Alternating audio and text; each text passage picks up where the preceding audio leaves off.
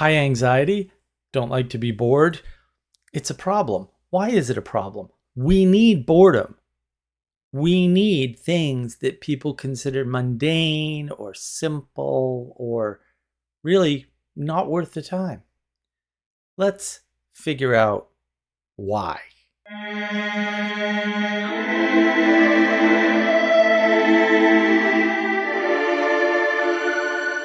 So here's the issue, guys. People do not understand what boredom is and what it's good for. Boredom gives you contrast to see yourself more clearly. You're kind of in yourself already. In order for you to understand, we'll say, what you look like, one point of contrast is the feedback from others. And you're going to get that whether you realize it or not. So there's a lot of sub or unconscious feedback going on. But you need a third point of contrast. And that third point is boredom, where you're not so wrapped up in what's going on in the moment or wrapped up in thinking thoughts, but you're partially distracted by some activity, maybe doing the dishes or sweeping the floor or folding laundry or ironing clothes or memorizing some information, rereading something that you've already read. These can all be boring activities. The thing is, it gives you a way to think about things, and particularly if the boring thing that you're doing is waiting or keeping yourself busy physically. Going for a walk can be very boring, and it should be. It gives you time to think. A lot of people put a lot of effort into reading the so-called modern philosophers, of which none exist, of thinking about how does politics relate to whatever problem of the day. People who are often bored don't do that. And the reason why is because they get the same level of mental satisfaction from the boredom and the same amount of insight, in fact, probably a lot more, out of being bored. It allows you to see the patterns that you're caught up in, because for a while, the signal's low. It's good to have a nice area of low signal or regular signal, almost like a metronome, because it's a contrast for complex patterns that you're caught up in. Like, oh, wait a minute, these patterns aren't sweeping me away. Also, my baseline calmness is a lot lower. So it helps combat anxiety. Your highs get lower and your lows get lower. It brings you back down to the mean of your behavior. So you're not always either too hopped up or practically asleep. And once you see the patterns that you're caught up in, you can leverage the pattern that you're in to contrast with these other patterns and figure out, oh, wait a minute, I have this bad habit. I do it all the time whenever this happens, or every day at noon, whatever it is. People are caught up in all kinds of patterns they have no idea about. The thing is, the way that creative people do creativity, it starts with boredom. Everyone's like, well, I want to be creative, so I'm going to do this and that. That's not how you be creative. The way you be creative is by being bored. And then that's the space in your mind when you're not anxious, but you're bored. That's the space in your mind when creativity creeps in and sneaks up on you and you get that eureka moment that allegedly happened in a bathtub. Why do you think that's the story? That he's in a bathtub and he has a eureka moment. Whether it's true or not, it's really not relevant. It tells us something very important about insight itself. Very important. I think people miss that.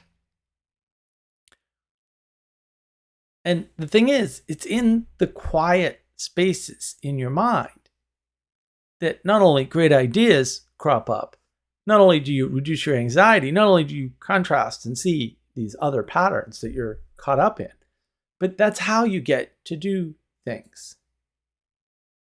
Mentally.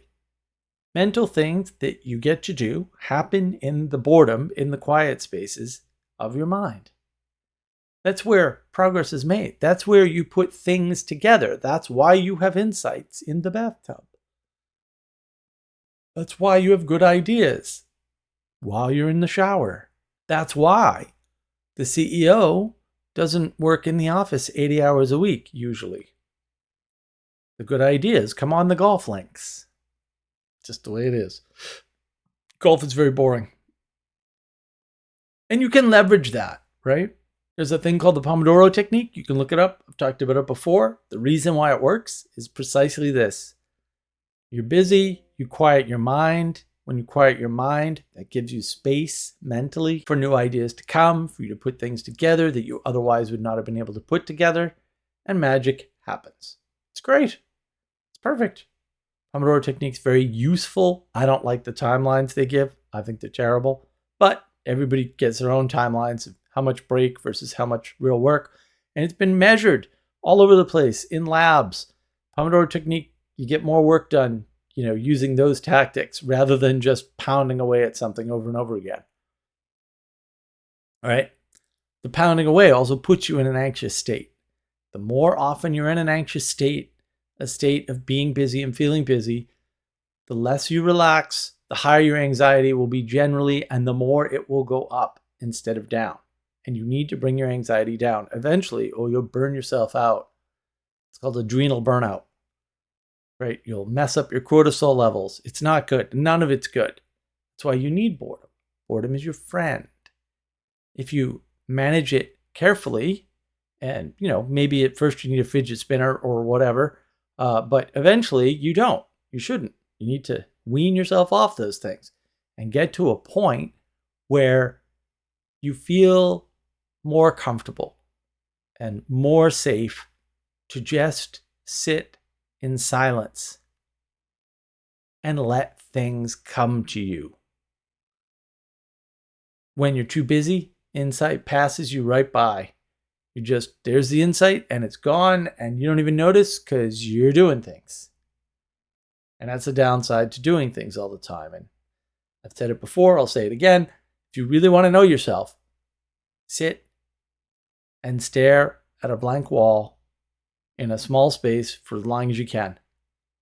Most people reject the idea of this. Most people. A few people have tried it. You should be able to do that for at least a few minutes. If you can do it for an hour, that would be fantastic. Not a lot of people will ever get to that point, ever.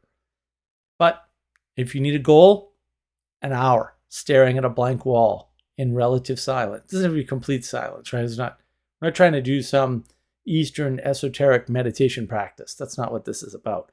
It's about keeping your mind quiet, lowering your stimulation level so that you can hear yourself, so that you can feel yourself, so that you respond to your intuition. You get a baseline of very low reactivity, very low signals coming in, right? Or maybe very regular signals, right? And then what that allows is that allows you to see what changes. It's not the outside world, not at that point. And of course, you do have to be careful. Do not go off and set a metronome and do this. Chinese water torture is a thing. And that's how it works, right? Too much exact mechanical repetition drives us crazy. Might be why we're scared of AI and think of robots every time. Because mechanical repetition, we know intuitively in our heads, is unnatural and dangerous. That is true. But again, not total silence. You don't need like Bose wave canceling headsets on or anything crazy, right? Sit and stare at a relatively blank wall for as long as you can. Go and sweep. Build it up 2 minutes at a time, then 5 minutes at a time the next week, then, right? Do it every day. Every day. Quiet your mind. Very important. Boredom is a good thing. Make sure that you are able to be bored. And when you're not bored, or when you don't need to be bored, or directly after being bored, you can come here, watch one of my videos, and Give me the thing that I appreciate the most, which is your time, energy, and attention.